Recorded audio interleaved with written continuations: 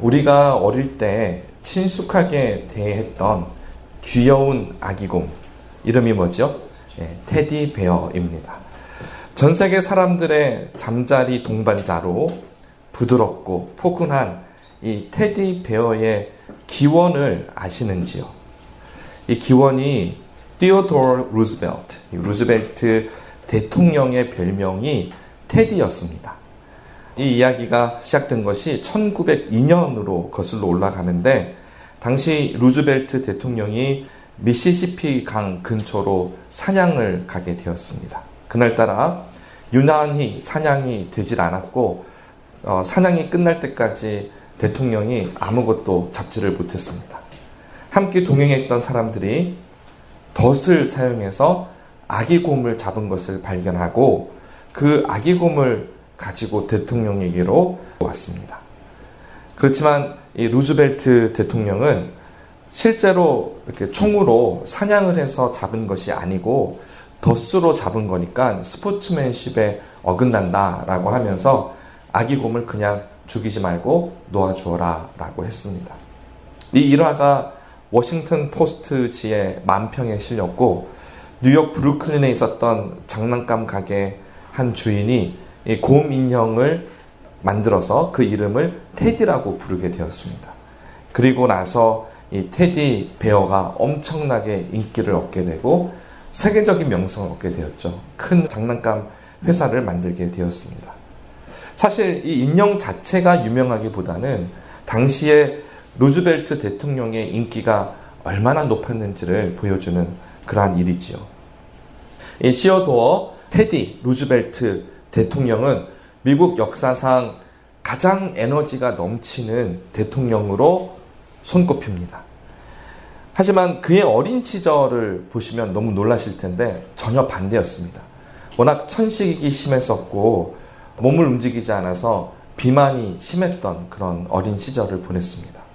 그래서 그가 대통령이 되는 그 과정 속에서 택했던 것이 체력을 키우기 위해서 억지로라도 운동을 해야 되겠다라는 생각으로 선택한 종목이 사냥이었습니다.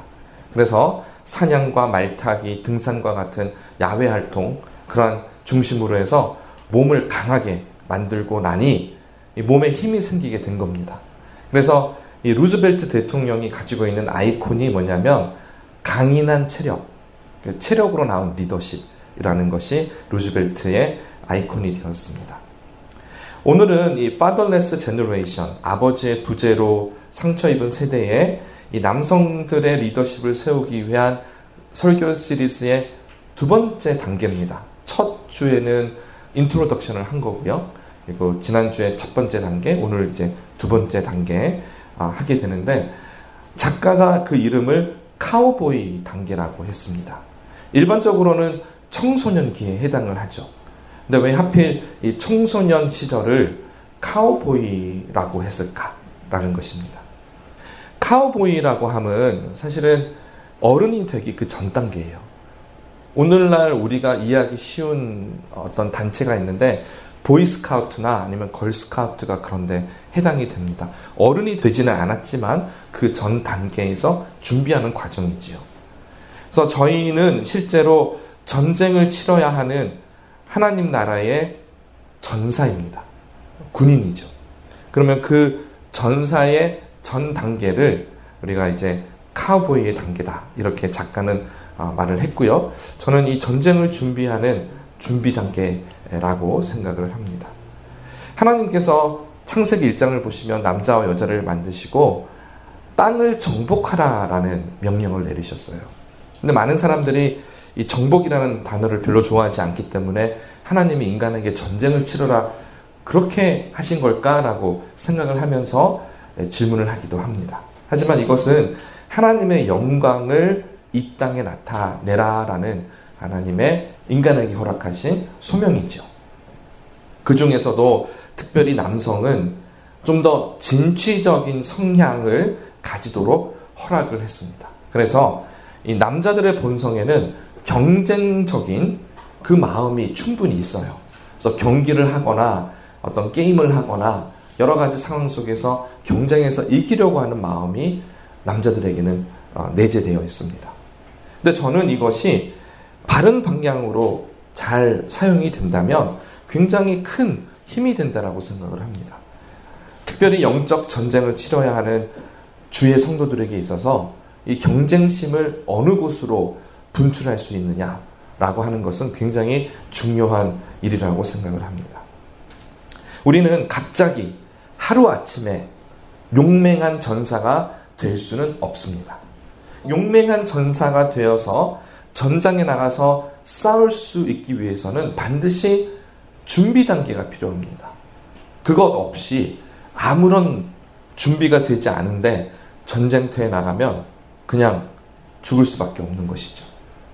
그래서 오늘은 이 전사가 되기 위한 준비 과정, 그 부분에 대해서 함께 살펴보겠습니다. 오늘 본문 말씀 사무엘상 17장에는 우리가 너무나 잘 아는 유명한 이야기, 다윗과 골리앗에 대한 이야기가 기록이 되어 있습니다. 당시 블레셋과 이스라엘 사이에 전쟁이 있었고 아직은 어린 소년이었던 다윗이었기 때문에 다윗의 형들만 전투에 참여하게 되었습니다. 이 아버지 이새에게는 8명의 아들이 있었고 이 전투에는 첫째와 둘째와 셋째 아들까지 이 전투에 참여를 하게 되었습니다. 이새는 이 아들들의 상황이 궁금해서 막내 아들인 다윗에게 심부름을 시켰는데 형들에게 곡식도 갖다 주고 떡도 갖다 주고 하면서 그들의 안부를 좀 확인해 보라는 것이었습니다. 오늘 본문, 우리가 읽었던 본문의 말씀은 바로 여기에서 시작을 합니다. 다윗이 아버지의 명령을 따라서 형들에게 달려가 문안을 합니다. 그리고 그곳에서 사람들을 통해서 골리앗에 대한 이야기를 듣게 됩니다.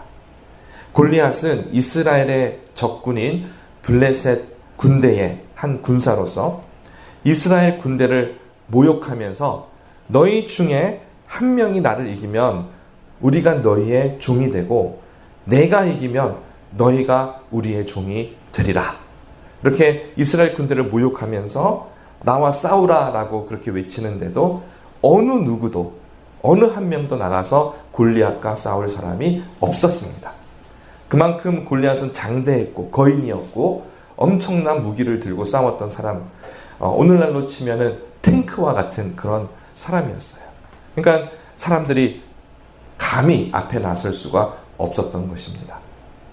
그런데 이 어린 소년 다윗이 이 말을 듣고 격분했습니다. 그리고 제가 싸우겠습니다. 내가 싸워서 저 골리앗을 무찌르겠습니다. 라고 감히 선포를 한 겁니다. 우리는 이 부분에 주의를 기울여야 합니다.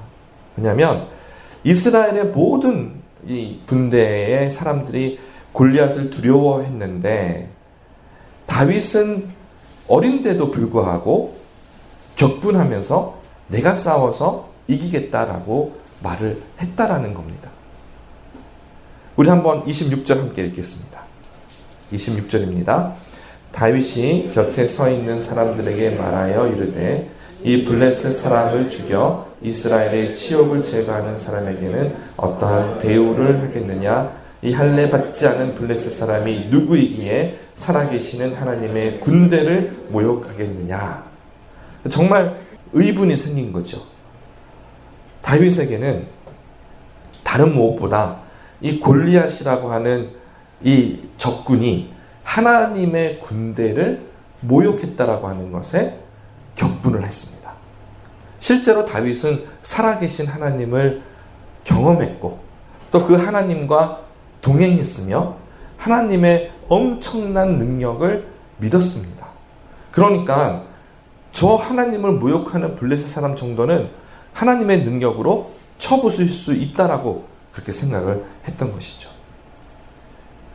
세상 사람들은 이러한 다윗을 보면서 아마 근거 없는 자신감이라고 했을 겁니다. 그걸 근자감이라고 우스갯소리로 하지요. 하지만 다윗의 자신감은 근거 있는 자신감이었습니다. 오늘 본문에서 분명하게 말씀하고 있고 정말 이 다윗의 자신감이 어디에서부터 나왔는지 확인하기를 원합니다. 이 말한 것을 다윗의 말을 듣고 어떤 사람이 사울 왕에게 가서 이러저러한 일이 있었습니다 라고 그렇게 보고를 합니다. 그래서 사울 왕은 도대체 이 청년이 누군가 해서 다윗을 불렀습니다. 그리고 우리는 여기서 사울과 다윗 사이에 오고 갔던 대화를 통해서 이 다윗의 자신감의 근거가 어디에 있었는지를 확인해야 합니다. 32절을 함께 읽습니다. 다윗이 사울에게 말하되 그로 말미암아 사람이 낙담하지 말 것이라. 주의 종이 가서 저 블레셋 사람과 싸우리이다 하니.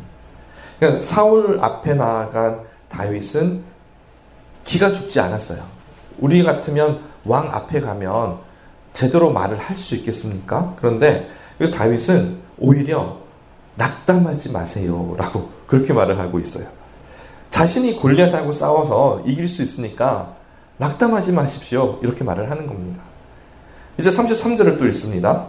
사울이 다윗에게 이르되 내가 가서 저 블레셋 사람과 싸울 수 없으리니 너는 소년이요 그는 어려서부터 용사임이니라. 근데 사울이 딱 보니 다윗이 소년이거든요. 그러니까 청소년기 아이예요. 되게 좀 어떤지 모르겠어요. 저희가 타임머신이라도 있어서 가서 보면 다윗의 용모가 어떻게 있는지 궁금하긴 한데 그렇게 건장한 모습은 아니었을 거예요. 아직 청소년기니까. 그러니까 소년인데 네가 그 소년으로서 저 골리앗하고 싸워서 이길 수가 있겠느냐라고 말을 하는 거죠.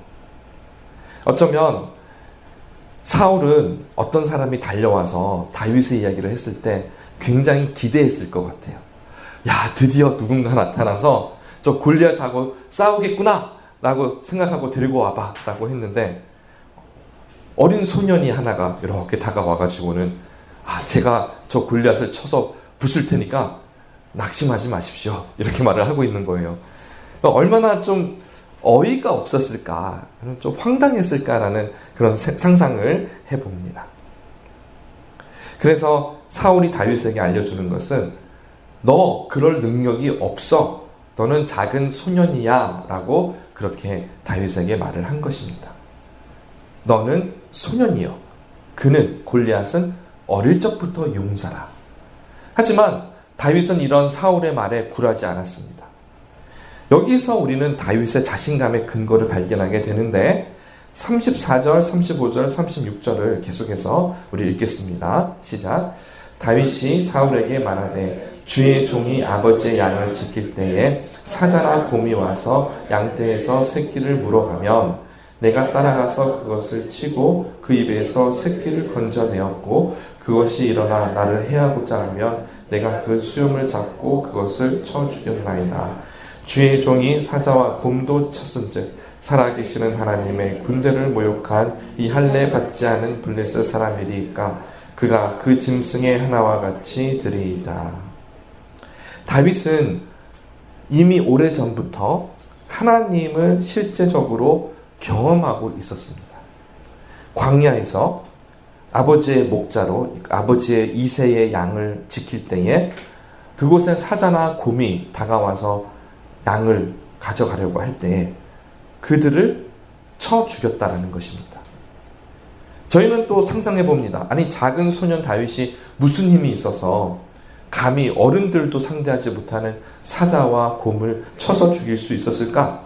의문을 가지게 되는데 사실 우리는 잘 알고 있죠. 다윗이 가지고 있는 무기, 물매가 있어서 돌을 가지고 막 돌렸다가 탁 던지면 엄청난 속도로 달려와서 그것이 그 상대의 약한 부분을 치면 그 상대가 고꾸라지게 되는 것입니다.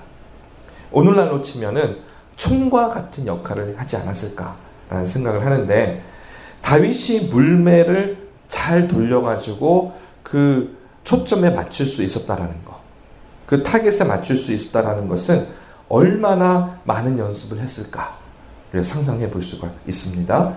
하지만 그것보다 더 중요한 것은 사자와 곰과 같은 맹수를 만났을 때도 두려워하지 않고 맞설 수 있는 용기가 다윗에게 있었다라는 것입니다. 도대체 이러한 자신감은 어디에서 나오는 걸까요? 이것을 우리 37절 전반부에 보시면 나오는데 우리 37절을 함께 읽겠습니다. 또 다윗이 이르되 여호와께서 나를 사자의 발톱과 곰의 발톱에서 건져내셨은즉 나를 이 블레셋 사람의 손에서도 건져내시리이다. 사울이 다윗에게 이르되 가라, 여호와께서 너와 함께 계시기를 원하노라. 37절을 보시면 이 문장의 주어를 보시면 여호와께서라고 분명하게 말씀하고 있어요. 그가 양을 치면서 사자와 곰의 발톱, 얼마나 무시무시합니까? 한번 맞으면 끝나는 거죠. 근데 그것에서 이 다윗을 보호하셨다, 건져내셨다 라고 고백을 합니다. 이것이 한 번, 두 번이겠습니까? 얼마나 자주 이런 일을 경험했겠습니까? 그런데 할 때마다 하나님께서 다윗을 보호해 주시는 거예요. 그러니까 이 37절에서 하나님의 보호하심과 하나님의 능력과 하나님의 주권을 고백하고 있습니다. 다윗의 자신감의 근거가 바로 여기에 있습니다. 하나님의 보호하심. 여호와께서는 나를 사자의 발톱과 곰의 발톱에서 건져내셨은즉, 이 하나님의 보호하심에 대한 경험이 하나님에 대한 단단한 신뢰로 발전하게 된 것입니다. 그래서 지금 이 순간 골리앗을 향해서 나아가는 믿음의 근거가 된 것입니다. 나를 이 블레셋 사람의 손에서도 건져내시리이다. 사울은 어쩌면 다윗의 이 단호한 고백에 마음이 움직였던 것 같습니다. 그래서 그래도 위험하니까 다윗에게 자신의 군복을 줍니다. 하지만 군복이 너무 크기도 했겠거니와 군복이 익숙하지 못한 다윗은 이 군복을 입지 않고 그가 늘 사용하던 물매 그리고 돌 5개 이렇게 들고 나아가서 이제 싸우려고 하는 것입니다. 우리는 전사로 전쟁에 나가 싸울 수 있는 한순간을 위해서 수많은 시행착오를 해야 합니다. 이게 준비 과정이에요.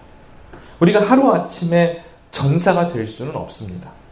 그 전에 많은 성공과 실패를 경험해야 합니다.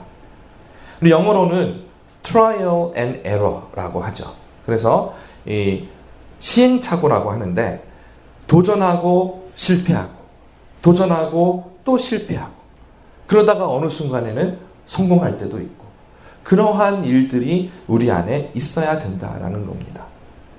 이를 위해서는 실패에 대한 두려움이 없어야 합니다. 영어로는 risk taking이라고 하죠. 어떠한 위험도 감수하겠다라고 하는 도전 정신이 절대적으로 필요합니다. 물론 우리가 이러한 일들을 하는 데 있어서 완전히 두려움을 없앨 수는 없어요. 저희 안에 두려움은 항상 있습니다. 하지만 그럼에도 불구하고 용기를 내서 하나님이 주시는 능력으로 내가 할 수 있습니다라고 하는 믿음으로 도전을 하는 겁니다. 그리고 리스크를 감수하고 도전을 하다 보면 어느 순간 그 일이 우리 앞에 닥쳤을 때 이를 해결하거나 혹은 성공하는 그런 성취감을 또 경험하게 되고 또 실패해도 다시 도전하겠다고 하는 resilience라 그러죠. 이게 오늘날 회복 탄력성이라는 단어로 이렇게 소개가 되었는데 우리 안에 이 회복 탄력성이 생겨나야 하는 것입니다. 모든 것을 영적으로 한번 해석을 해보자면 하나님의 일이라고 해서 모든 것이 성공하고 실패하지 않는 것은 아닙니다. 여러 가지 요소에 의해서 우리의 한계로 인해서도 실패할 수밖에 없겠죠. 하지만 하나님께서 그 실패를 우리에게 허락하셨다라고 하는 것은 우리 안에 그만큼의 어떤 변화를 이루시기 위해서라는 것입니다.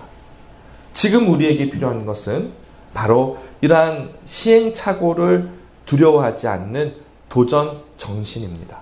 그게 필요합니다. 특별히 남성들은 하나님께서 영적인 전사로 부르셨습니다. 우리는 하나님의 나라를 위해서 싸우는 존재들입니다. 영적인 전사가 되기 위해서는 그 전에 무기 하나 정도는 잘 다뤄야 되지 않겠습니까?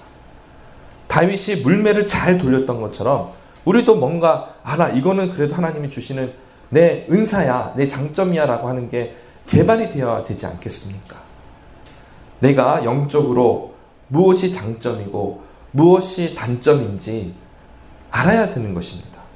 그래야 이 영적인 전투를 할 때에 우리가 힘을 합해서 또 전투를 할 수 있고 또 승리도 할 수 있게 됩니다.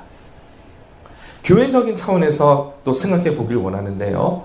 우리가 복음을 전하다가 또 전도를 하면서 그 영혼을 사랑하고 그 한 영혼에게 얼마나 귀합니까? 그 영혼이 지옥에 떨어지지 않고 하나님의 나라로 들어갈 수 있는 그 길을 열어주는데 우리가 사용되어지는데, 아니 저희가 좀 실패하면 어떻고 실수하면 어떻습니까? 뭐가 그렇게 두렵습니까? 우리가 복음을 위해서 새로운 시도를 하겠다, 창조적인 그런 시도를 해보겠다 그러면 적극적으로 밀어줘야죠. 같이 기도해주고 우리가 같이 함께 우리 복음을 전합시다.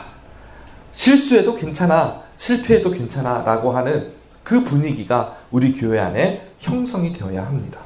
그랬을 때 도전해도 실패해도 두려워하지 않는 그러한 새로운 그런 교회의 모습이 나타나게 되는 것입니다. 제가 이민을 왔을 때가 고등학생 때였습니다. 한국에서 공부하다가 미국 고등학교 와서 공부를 하는데 웬걸 천국이 따로 없더라고요. 너무 좋았어요. 아니 3시면은 집으로 가요. 한국은 안 그렇잖아요. 야간 자습까지 해야 되는데. 그리고 더 좋았던 것은 뭐냐면 아주 작은 일에도 교사가 굿잡, 뭐 조금만 잘해도 너무 잘했어요 라고 하는 거예요. 그래서 이 사람들이 왜 그러나 싶을 만큼. 근데 한국은 전혀 반대였거든요. 조금만 실수해도 엄청 야단을 맞았는데 시험 점수 1점 떨어지면요 엉덩이가 한 대였어요. 근데 미국은요 공부하는데 수학 문제 하나 잘 푸니까 야, 너 어떻게 그렇게 어려운 문제를 잘 풀었어? 굿잡. 그렇게 칭찬을 해주는 겁니다. 저는 어떤 교육법이 더 낫다라고 말씀드리는 것은 아닙니다. 판단할 수는 없어요. 어떤 게 더 결과가 좋을지. 근데 적어도 제 개인적으로는 제 속에서 자존감의 변화는 확실히 경험을 했습니다.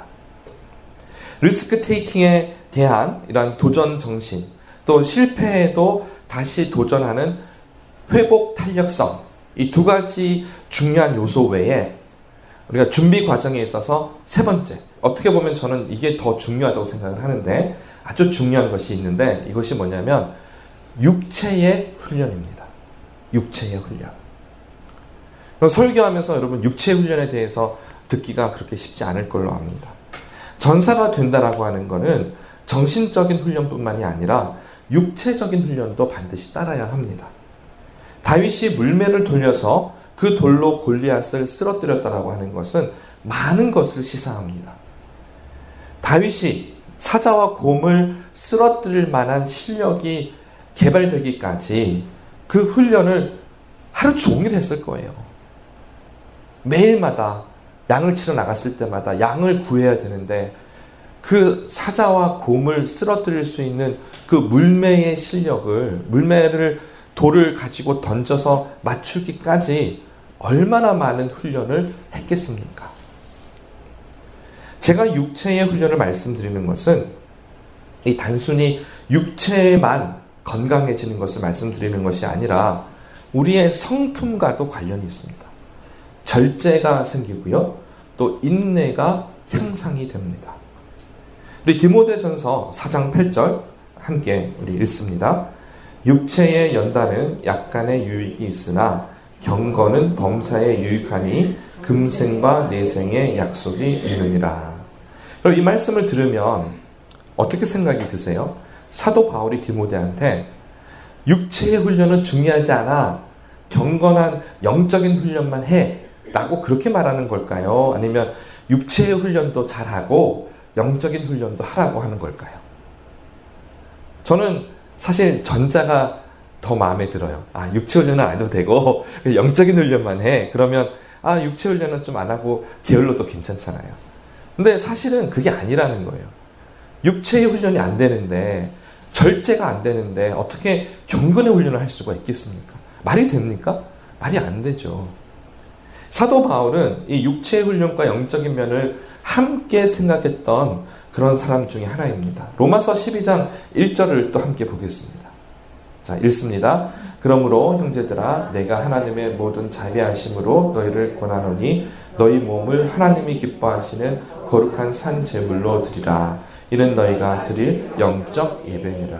여기 보시면 거룩한 산 제물로 드려야 할 것이 몸을 드리라고 되어 있어요.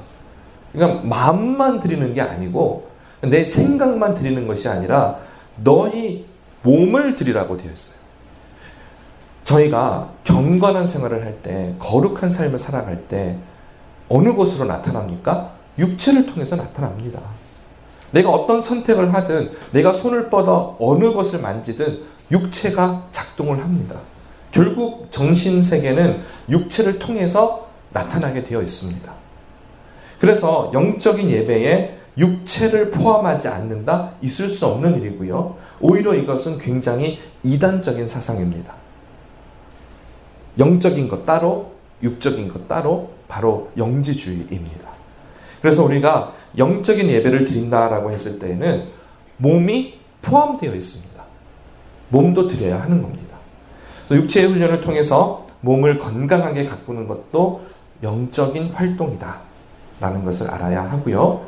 또 영적인 전쟁이기 때문에 육체는 상관이 없어 라고 잘못된 생각을 하는 것이 아니라 오히려 반대로 육체를 건강하게 하고 하나님 앞에 경건한 모습으로 살아가야 합니다.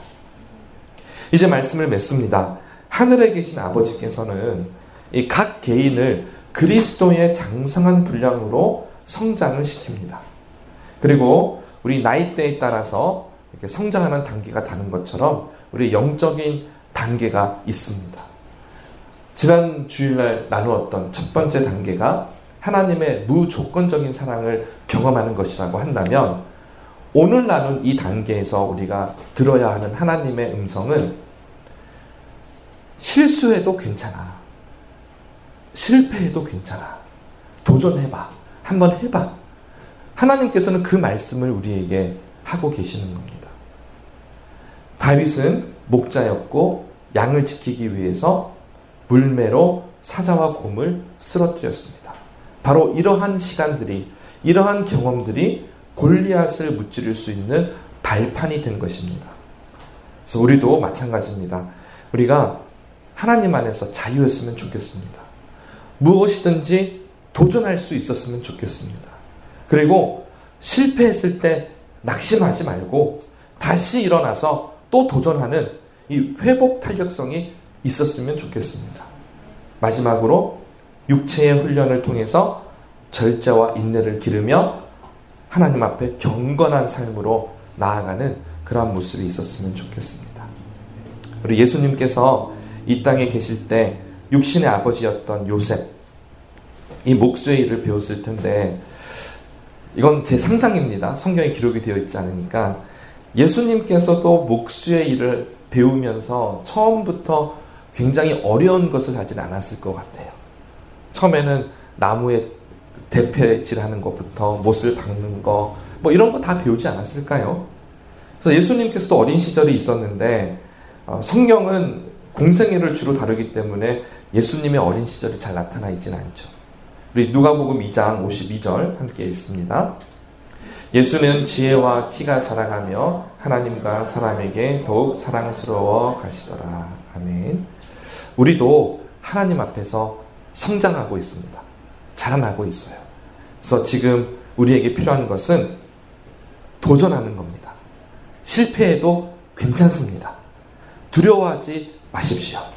언젠가는 하나님의 일을 감당할 수 있는 훌륭한 전사처럼 자라나게 될 것입니다. 그래서 오늘 이 순간에 나 스스로에게 한번 그렇게 말씀할 수 있기를 원합니다. 나 스스로에게 실패해도 괜찮아.